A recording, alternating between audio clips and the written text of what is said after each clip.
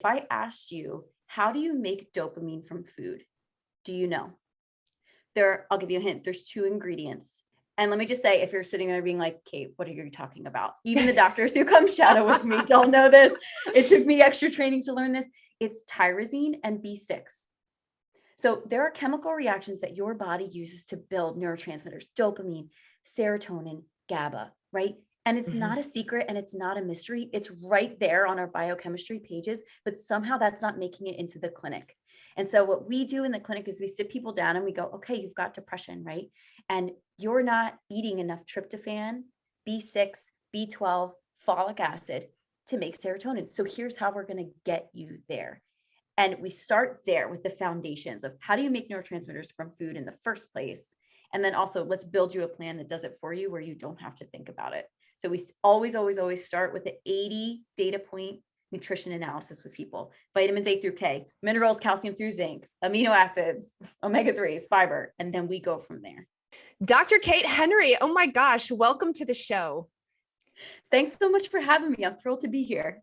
We connected. I'm so glad that we connected, and we completely were nerding out girl style about 2 weeks ago. And I was like, I absolutely have to have this doctor on the show because 1, we just connected. 2, you were a ball of energy. And 3, you just really talk about mental health in a way that I appreciate. And I think our listeners are going to appreciate. Thank you so much. Let's do it. Let's get into it. Let's dive in. All right. So before we get started, just give everyone a little background about, who you are and what you stand for and what you see in your practice. Absolutely. So hi guys, I'm Dr. Kate Henry. I am the director of the functional medicine program at Sonare today. I'm a naturopathic doctor with advanced training in nutrition and mind-body approaches in mental health. I help people use food as medicine to heal chronic illnesses and thrive. And that's what we're going to talk about today. We're going to talk about food as medicine for mental health, which is great because you and I were talking before that mental health is a massive topic. It's a massive topic. And you like really wholeheartedly take the food as medicine approach. So let's open with that. You say you use food as medicine. What does that mean in regards to mental health? Absolutely, guys. So anybody who's listening, I want you to stop and think. If I asked you, how do you make dopamine from food? Do you know? I'll give you a hint. There's two ingredients. And let me just say, if you're sitting there being like, Kate, what are you talking about? Even the doctors who come shadow with me don't know this. It took me extra training to learn this. It's tyrosine and B6.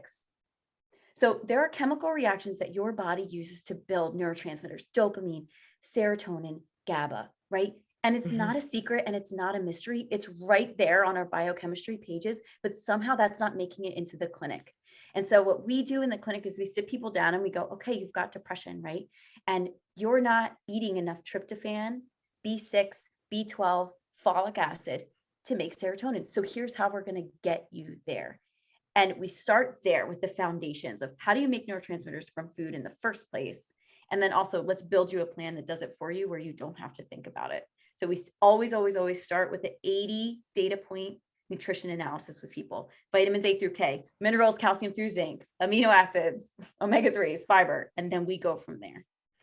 All right, this is amazing. This is amazing because I think, let's go to the beginning of neurotransmitters. So you talk about dopamine, serotonin, GABA as an example.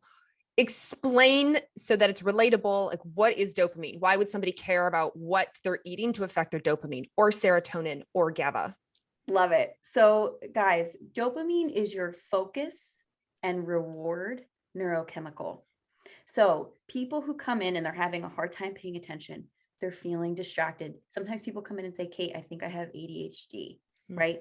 Or anhedonic depression, which is lack of pleasure, drive, and joy, right? So these people show up, they're in bed all day. The things that used to get them out of bed and bring them joy don't do it for them anymore. They're feeling sad. They're feeling demotivated. That's somebody who doesn't have enough dopamine because dopamine is your focus, joy, pleasure, and motivation molecule. And dopamine gets sort of linked to very extreme things, right? Like gambling or sex addiction or shopping addiction, which it can definitely be those things too, but it can be everyday things too, right? Like what you snack on or chocolate or hitting on your phone every time your phone pings and you get distracted and go right to your phone. Is that true? There's a whole science behind dopamine and reward, and there are big companies studying it, right? And so when you come in the office, we use all the research that's been done on dopamine to help you build a plan to heal if you're deficient in it. Serotonin's a bit different. So serotonin looks a little bit more like irritable depression if you're low in it, because serotonin, yes, helps you to feel a bit uplifted, right? So this looks like somebody who comes in and the first thing they notice is everything that's wrong. They're irritable, the dishes aren't done, and you hear about it, right? They're picking up on all the things that they feel like they're negative, they feel like they're nitpicky, and they can't get out of it, and they don't know why. And that's because low serotonin upregulates activity in a part of the brain called the anterior cingulate gyrus, which helps you to identify errors in the environment. And so a lot of times I have moms come in or people come in who are like, oh my God, I'm snapping at everybody. Why? And I'm so irritable. I used to be a positive person. A lot of times that's serotonin. And what people don't know is that we also make melatonin from serotonin. So if you're deficient in serotonin, you're also not making enough melatonin, which means you're up at night thinking about the fact that the dishes aren't done or whatever was wrong during the day. Being irritable. And I think this, I come from a world of women's health and hormones. That's sort of where I historically have played. And so I would get that a lot from women who just say, especially PMS week. So as an example, they're like, I can't handle my partner. I can't handle my kids. Everything is wrong. I went from things were fine to just exactly what you said. I'm super snappy. I have found everything wrong with my boss, my partner, my job, my kids, my friends, the world. And I am very quick to point it out. And you're saying that serotonin. It can be, yep. Likely. Yeah. And what's wonderful about that is because we make serotonin naturally from food when we eat the right foods, you can really gently kind of smooth that out for people. So it's not uncommon for PMS week for women to experience a drop in serotonin functionally because estrogen affects the sensitivity of serotonin receptors. So often what we'll do for people in that week is have them eat a little bit more protein and a little bit more sources of folate, B12, and B6. And those are things like spinach, black-eyed peas, nutritional yeast, some fish, right? And we craft them a plan that does it for them so they don't have to remember this list of things. But I didn't hear you say chocolate. I didn't hear you say chocolate in that list. Does that count? You certainly should eat chocolate because it will stimulate oxytocin and bring you joy, and it never hurts. But in terms of being a good source of B12, not high on the list, but we still include it because food has to bring you joy. Okay. And then let's go back to the serotonin melatonin connection. Can you expand on that further? Because I think sleep issues, especially around the discussion of melatonin, are huge. Absolutely. So I want you guys, if you're at home and you're by a computer or you're sitting and you're not driving and you're listening to this, you can pull up on your phone serotonin to melatonin, click on images on Google and look at this chemical reaction. So you'll see it's 2 steps.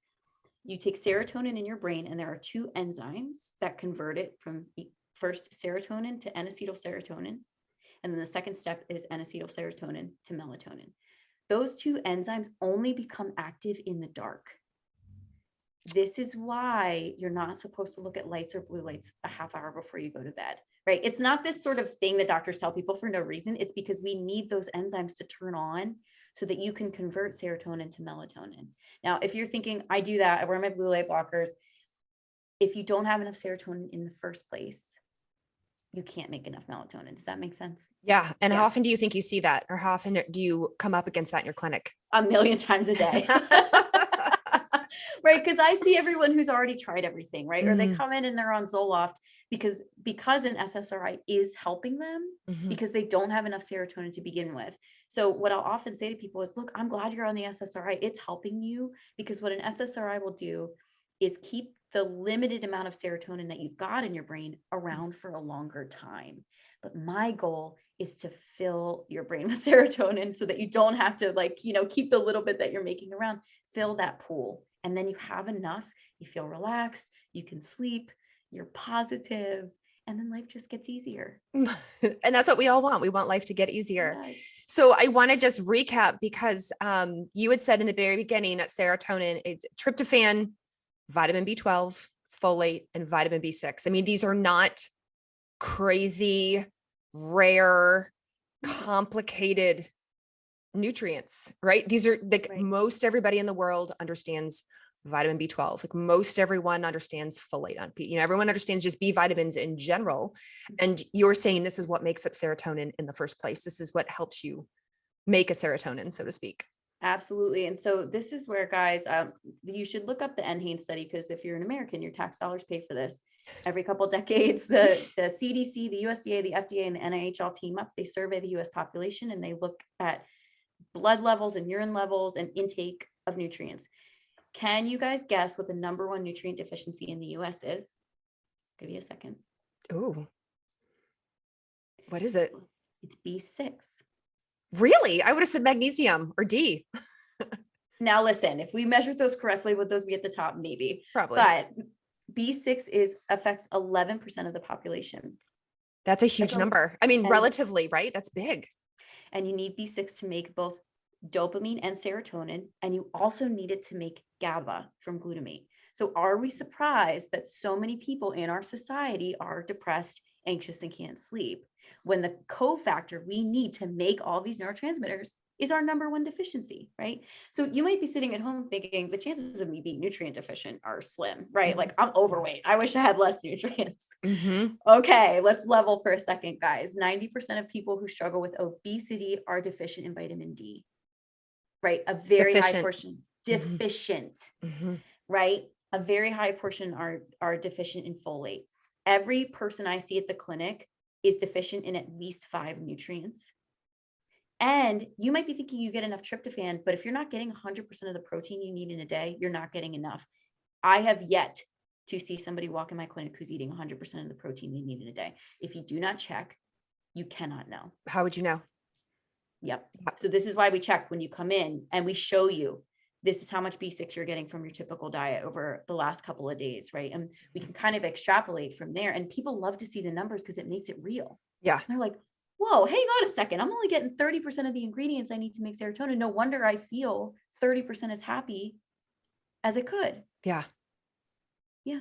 Mind blown. I mean, this information is so relatable, right? People are listening to this going, wait a minute, you mean everything that I need to create these neurotransmitters comes from diet?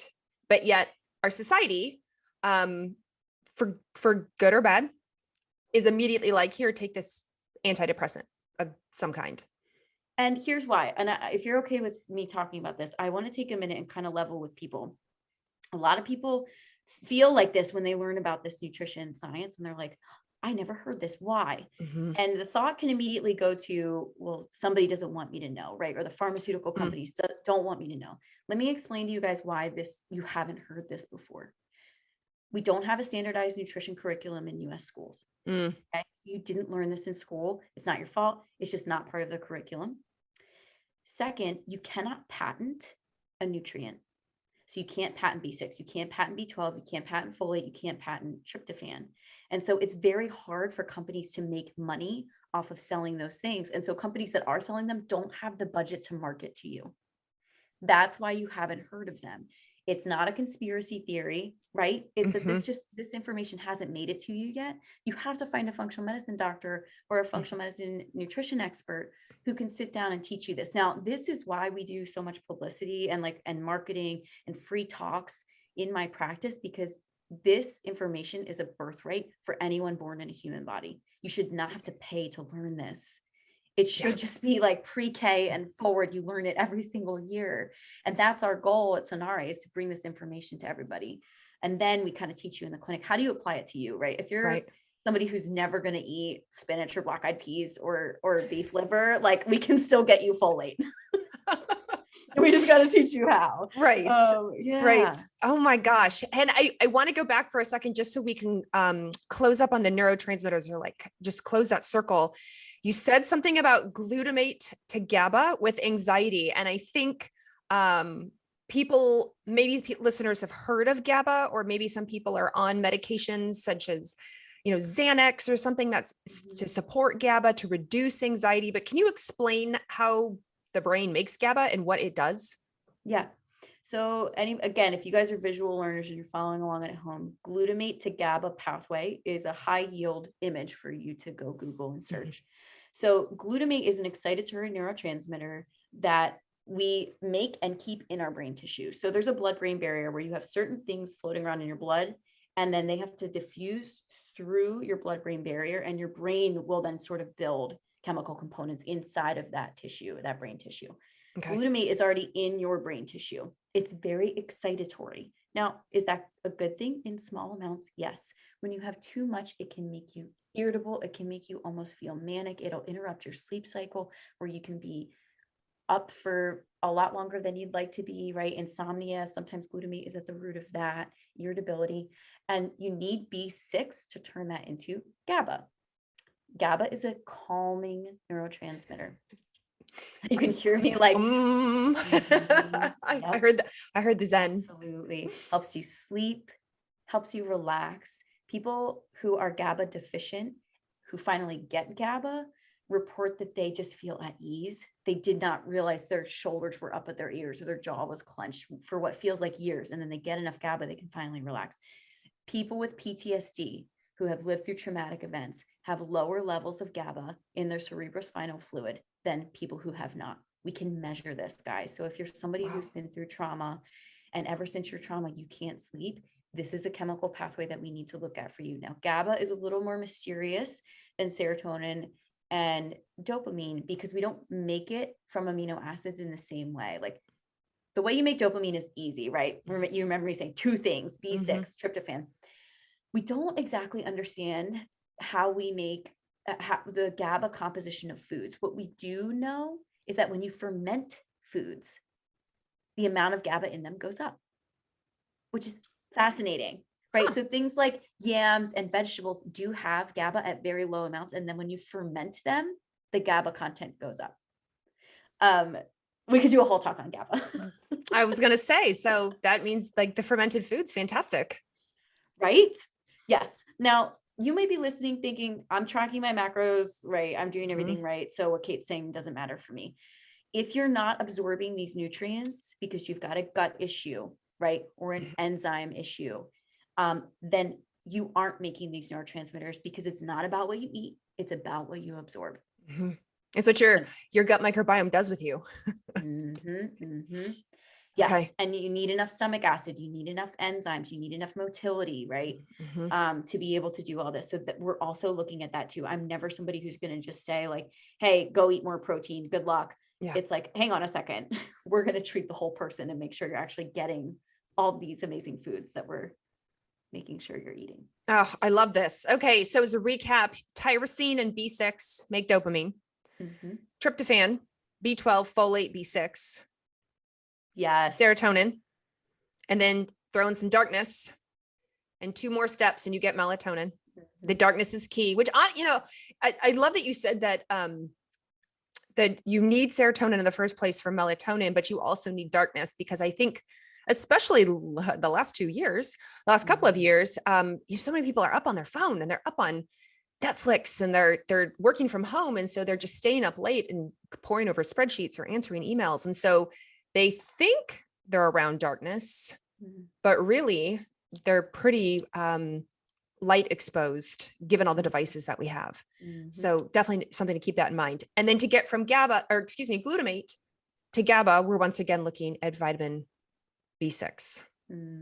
Okay. And then as you said, all of this can come from food or does come from food. But if you're not eating it and you can't absorb it and get it in, let your microbiome have at it, then you're really going to struggle with these neurotransmitters. Oh, this is so fascinating. And it's doable. This is what I love. This is where people can listen to this and go, oh, I can do that. I can do that. This is why food as medicine is so powerful because it democratizes access to good health and good medicine. You do not need a prescription. You do not need a pill. You can get this in the grocery store. You just need to know how. And guys, again, your tax dollars pay for resources that will teach you this. You just need to know where to find it. So Office of Dietary Supplements at the NIH compiles lists of foods that are high in specific nutrients. So it's just ODS, right? Go to that website, you type in B6 and you click on Health Professional Fact Sheet. It's going to give you a list of the foods that are highest in B6. right? Now you might feel overwhelmed and like, oh my God, wait, hold on. It's like, and this is what we do for you at our clinic is we'll build you a food as medicine plan that automatically gets you there, but you don't need that. You could do this on your own. This is your right. Yeah. And I wish that was published more, right? I wish that it is public, but just because it's public doesn't mean it's easily available, accessible, known about. It's the known about part that is really frustrating. Because you know about it and now we're talking about it, but somebody listening might go, wait, that's public information? Nobody told me where to look. I never knew where to look. Dr. Carrie Jones, folks, on the Rupa podcast. That's who's telling you. Okay, so let's talk about this 80 different data point analysis that you do, because I would say the majority of practitioners from all walks of life don't do this at all. They may run a vitamin D, right? They may look at a few nutrients here and there, depending on their background and experience, but you're checking out 80. So talk to us about that. So this is the nutrient analysis that we do. And actually it's a look at people's diet. Okay. So we look at a couple days of diet. We run it through a nutrient analysis software. The software we use at the clinic is called Chronometer. It's what nutritionists use all over the world. Chronometer is spelled CRONO meter. Right? No H. People want to put an H in there, like Chronometer, CR. So we use that and we pay for that for our patients through the practice who come in. We have them track their food and we track it for them for a couple of days. And what it will do is pull 80 data point nutrient analysis. So we can see how much vitamin C, how much E, how much A, how much of all the B vitamins, calcium through zinc, right? We're looking at everything. Now, this is because not only is this good medicine, right? Because if you're giving your body all the nutrients it needs to run its biochemical reactions, that's what helps you have good health. But we do it in particular at Sonare because a lot of the people that we see are struggling with mental health issues. And there's a great paper, if any docs or any people who love to read are in the audience. Let me pull it up. I want to give you the PubMed ID and I'll give you the title because again, this was a paper published from the National Institutes of Mental Health. The title is The Role of Nutrients in Protecting Mitochondrial Function and Neurotransmitter Signaling, Implications for the Treatment of Depression, PTSD, and Suicidal Behaviors.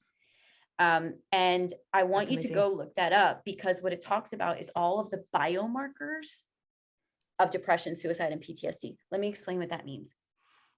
You can walk in my clinic and I don't even have to talk to you. All I have to do is take your blood and I can tell you how depressed you are. Right? Oh, yeah. Think about this. So this is why this paper is phenomenal. And any practitioner who's dealing with patients who have mental health issues needs to read this because it will point you in the direction of how do you really help your patients and hone in on their root cause. So there's a couple different biomarkers that people look at: cholesterol, cortisol, and total antioxidant capacity are some of the top ones. Antioxidant capacity in most of the research papers is determined by assessing the levels of a couple key nutrients: vitamin C, vitamin E, zinc, and CoQ10. Vitamin C, vitamin E, zinc, and CoQ10. Okay. All right. Yes. Nothing crazy, nothing rare, right? Nothing weird. Pretty standard. Right. So people with major depressive disorder are far more likely to be low in those 4 nutrients than controls. We can predict it with accuracy. And controls for the people at home is just like a research term for people without depression, right? And so we're always hyper focused on those nutrients when people come in. I'm checking zinc all the time. And at first when people come in, people come into the clinic when they're not doing well. Right. So it's not usually your best day. And me telling you got to go get these labs drawn for zinc, you might not make it for a few weeks. So that's why we do the nutrition analysis up front. Because if I see that you haven't eaten a dang thing with zinc for a decade, which is not uncommon, right? Because guess what the top source of zinc is? Oysters. Not my favorite. I haven't eaten one in 10 years, right? This is why I take my zinc supplement every once in a while. And this is why so many people benefit from zinc supplementation in the US because oysters are not a part of our traditional diet. So we're looking at these and we're really honing in on the things that make a major difference in mental health quickly.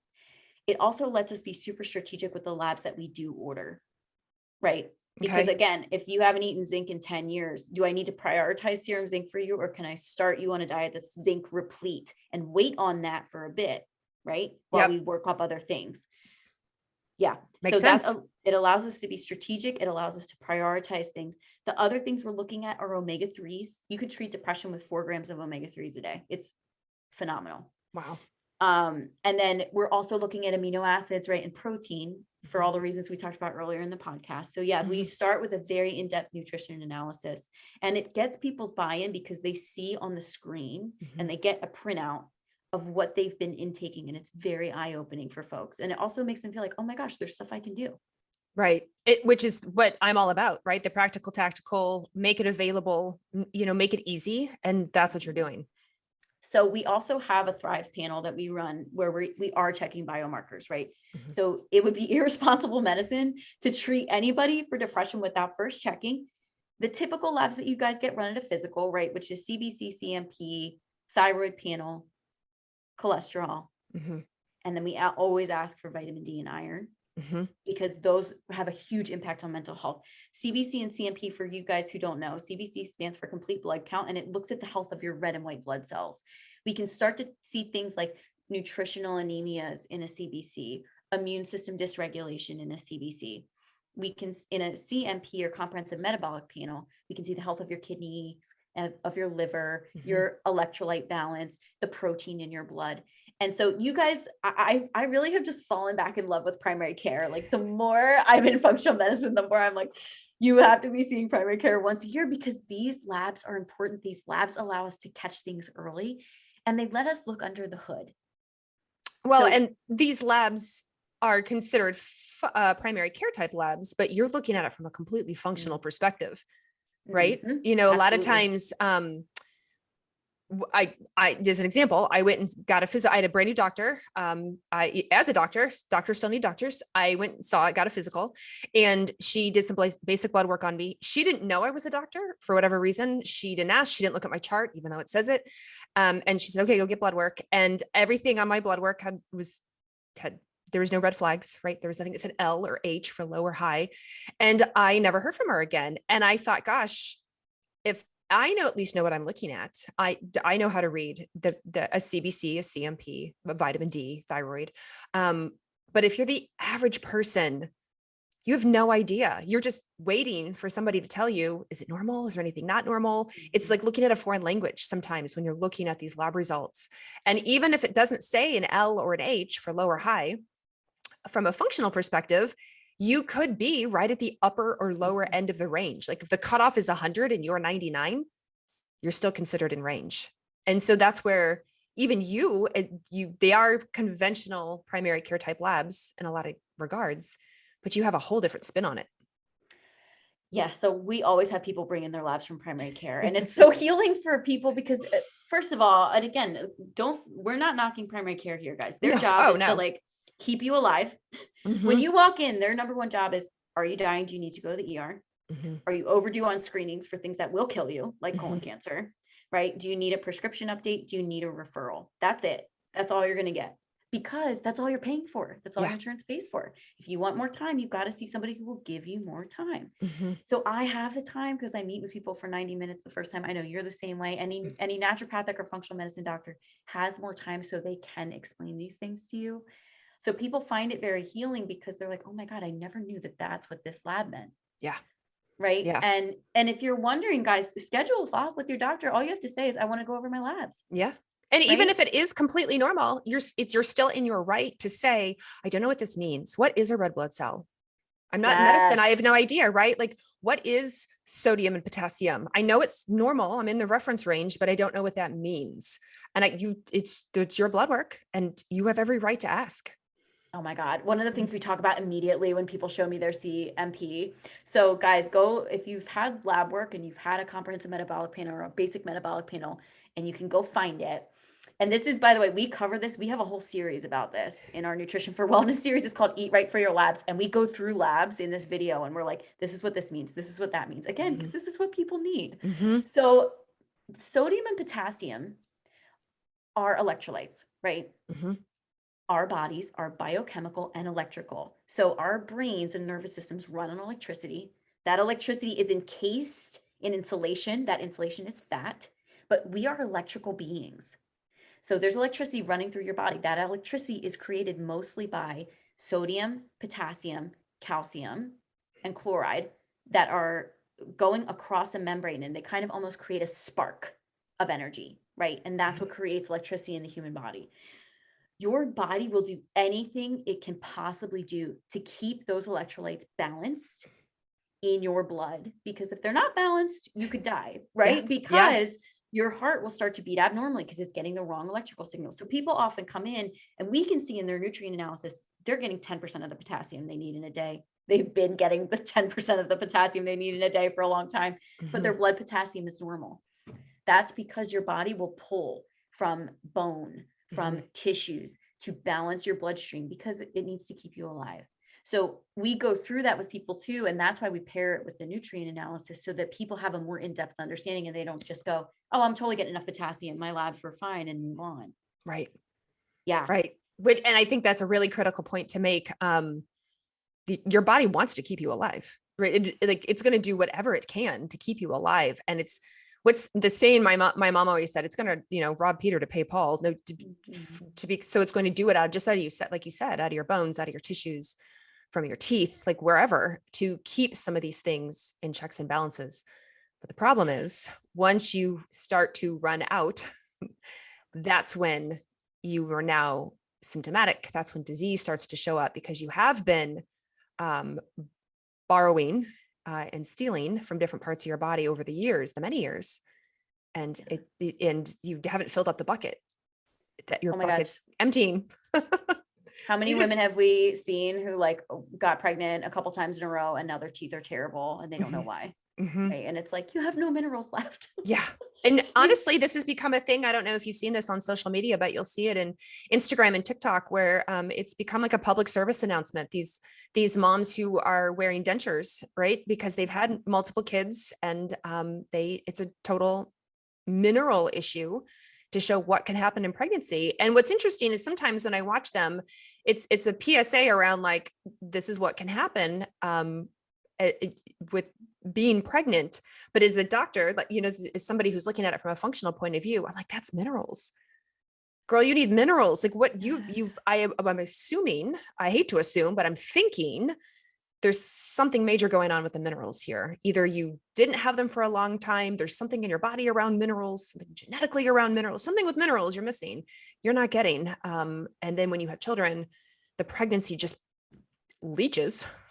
And now you're in the case of the social media examples, it affects the teeth and they end up with dentures.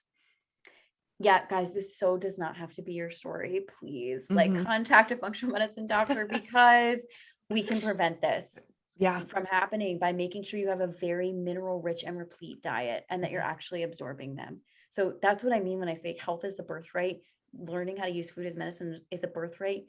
No one should be like winding up with dentures because of pregnancy. Pregnancy is a natural state of the human body. You just have to know how to support your body during that. Yeah. Now you say in your clinic that you combine a lot of things. We've talked about sort of conventional, we've talked about naturopathic, but you also combine therapy and coaching. And, obviously we've been talking about nutrition. Why do you do that? Why do you combine all these different types when you're working with your patients and especially with mental health? Oh my gosh, I'm so glad you asked that because we get the best outcomes. So if you guys come in, right, and you have a history of trauma and negative self-talk, and you come in for one visit with me, you're going to get an amazing plan, right? It's going to be a beautiful meal plan and supplement plan and awesome labs, but you need somebody to help you heal from the trauma, reverse your self-talk, and you need support along the way. You need someone checking in with you once a week and supporting you, right? You need to treat your whole person, mind, body, and spirit, for you to get whole person healing. And so what we found is when we combine functional medicine, nutrition, and therapy, people get the best results and people thrive. And that's what we're about at Sonare today. Is our motto is thrive. So it's not just like, right, it's not just heal, it's not just get therapy. It's like, what do you need to thrive? Okay, today you're on the couch and you're sad and like you can't even get to work because you're so depressed. What do you want to do? What's thriving to you? Do you want to be climbing mountains in 3 years? Because we'll get you there. You want to be running a marathon in 2? I'm serious, right? Like you want to be doing gymnastics, like you want to be doing art and painting or running after your kids, like whatever it is, we're going to get you there. And so what we find is that when we combine those, that's what people need to truly heal. And I love the fact that I can walk down the hall to somebody's therapist and we can talk about they're stuck, right? Because the reverse is true. If you've been in therapy for 10 years and you're still stuck and you're at the point where you think you're just depressed or anxious as a personality trait, let me introduce you to functional medicine. No. Amen. Right? Like if you are doing the work in therapy and it's not working, therapy's not your problem. I have no problem saying that. Full stop. Yeah. It is something else. Now, does that mean that you don't need therapy? No, every single human on the planet should be in therapy once a week. I am a huge fan of therapy. I love all the therapists I work with, but like, give yourself some credit. Maybe you've got a folate deficiency or you're low thyroid, right? Or you've got an autoimmune disorder that's creating inflammation in your brain. Like we heal shame more than anything else at Sonare. I truly believe, because people come in thinking it's my fault. It's me. Something's wrong with me. And that's yes. Yeah. Keep going. Oh my God. And we show them, right? We show them through either lab work or nutrient analysis or intake or therapy assessment. This is not your fault. Here are the barriers to healing, and we can help you remove them so that you can heal and thrive. And then you leave and go live your best life and you forget you even needed us. Maybe we get together for coffee, but certainly like you don't need to come in every week anymore. And then you go help other people. That's the goal. Right? You find that sort of like what breaks your heart in this world, and you move towards that passion and you start fixing problems. That's what people who are healed and who are thriving do. That's the type of people that we want to create more of in the world. That's why we're doing what we're doing every single day at Sonare. I love that. There's the saying, and we talk about lifespan, right? Like how long you're going to live. And then there's health span. How are you going to live that lifespan? Yes. Right. And the thrive aspect, I absolutely love that you say that. And that's your motto over and over, because I think in seeing patients for a lot of years, being upright is good enough for a lot of people because they don't know any better, or because it's been a slow declining progression that they didn't realize they weren't thriving anymore. They open their eyes every day. So that was pretty good. And then once you get them feeling like they're thriving, then it's a whole new world. Oh my God. We're selling joy. Hardcore. Yes. Healing happens at joy. My motto is healing happens at joy. So absolutely. Yeah. Kindred spirits over here. But yeah, and people can feel that when they walk in the clinic. That's how you guys should feel when you walk into a doctor's office or a therapist's office. You should feel a little spark. You should see that spark in them. Right? Right. That's the magic. That's good medicine. Unless you're a little bit low in serotonin, then you might be nitpicky about it. But now you will recognize when you walk in and you're picking apart everything in the clinic, it's probably your low serotonin. I got you. Because you've been talked, right? Call me up. I got you. Let's talk about behavior. Because a lot of this involves behavior. You said that in our conversation that we were having a couple of weeks ago, you had said to me, the brain is the organ of behavior. What does that mean? Oh my gosh. Yes. In the same way that, guys, your liver enzymes are going to go up. You're going to get fatty liver, right? If you're like drinking too much alcohol or you aren't eating enough fiber, you have toxins, and that's going to make you feel fatigued, sluggish, right? And give you some brain fog, and then also interfere with your hormone metabolism. Those are symptoms of that organ not functioning well. They have nothing to do with willpower, personality, or drive or commitment. It is biochemical, and it's happening on a physical level in that organ. In the same way, your brain controls your behavior. It controls your eating behavior. It controls your focus. It controls your ability to do things like planning for the future. That lives in your frontal lobe, right? So you remembering to schedule your car maintenance and pay your taxes on time. If your frontal lobe is not getting enough blood flow or dopamine, that's not going to happen for you. Is that because you're lazy or disorganized or scattered? No, it's because your frontal lobe isn't working. We are going to fix that for you. Same thing, PTSD and anxiety. Often there's stuff going on in your limbic system, your basal ganglia, your amygdala, right? We can see it on SPECT imaging. We put you in a SPECT scanner. We look at blood flow in your brain. We can see those disorders in the brain. And for those people that are listening, those are all sections of the brain. They're important sections of the brain. If you guys take your fingers, put them in your ears where they would meet in the middle is where your limbic system is. And you can actually feel this because when this is activated and you're ruminating, we call it limbic looping in the clinic. Literally, you could take a circle and kind of draw in a circle around your ear, and that's what it feels like. You can feel it. You're looping on stuff, right? Because there's a lot of metabolic activity in there right now. We got to calm that down for you. So these problems live in the brain. They don't live in your personality. That's what we believe. This is not your fault. We say this more than anything to all of our clients, like, this is not your fault, right? And I will tell you, the highest functioning clients I see, right, they're CEOs or they're pastors or like whatever they're running stuff. They so often feel like their problems are their fault, or they feel like their problems are due to some sort of failing in like their effort to try. And they don't even look at their health or their brain. And guys, your brain is an organ just like any other organ, and it is connected to the rest of your body through your neck and your blood supply. Anybody who tells you it's all in your head hasn't studied human anatomy, because your head's connected to your body, right? Right. Absolutely. So, yes. I know. Deep. Let it out. Sing it. So yes, the brain being the organ of behavior means that it's my job to treat it. I'm a doctor. Your brain's an organ like any other organ. I'm going to help you treat it. You're going to feel better. So these symptoms that you're having, these brain-based symptoms, we can heal. And we're the experts in treating the brain at the clinic, at Sonare. And naturopathic and functional medicine doctors in general are, because we study human nutrition and biochemistry, and the brain runs on nutrients and biochemical reactions. So that is our domain to treat. But there's another part to this. Your behaviors get you well. Right. So you have to wake up, drink enough water to replete your bloodstream so you can perfuse your brain with blood, right? You're not going to deliver all the awesome nutrients I'm giving you in your food as medicine plan to your brain if you don't have enough blood. You have to drink things, water, right? Let's clarify that. Water with some minerals. Okay. And then you have to feed yourself routinely. If you have supplements, you need to take them. Right? If exercise is part of your plan, you need to do that. If there's reading or journaling, that's part of your plan. Those are behaviors. So often when people come in and they're so depleted, they can't even like eat a PBJ a day. That's when people either use medication or supplements, right? Because we got to just start to get your brain what it needs to help you implement the behaviors that will one day help you thrive. So we're not going to ask somebody who can barely walk into the clinic to go start training for a half marathon. That's ridiculous. You can't even feed yourself, right? So we're going to give you the chemicals you need to do it. But then we're also going to give you the support. Right. So we've got therapy, we've got life coaching, we've got accountability programs. We text people every day if they want. And it's, a lot of people have this hang up around, I shouldn't need to set an alarm on my phone to remind me to drink water. And I'm like, why? Why not? Yeah.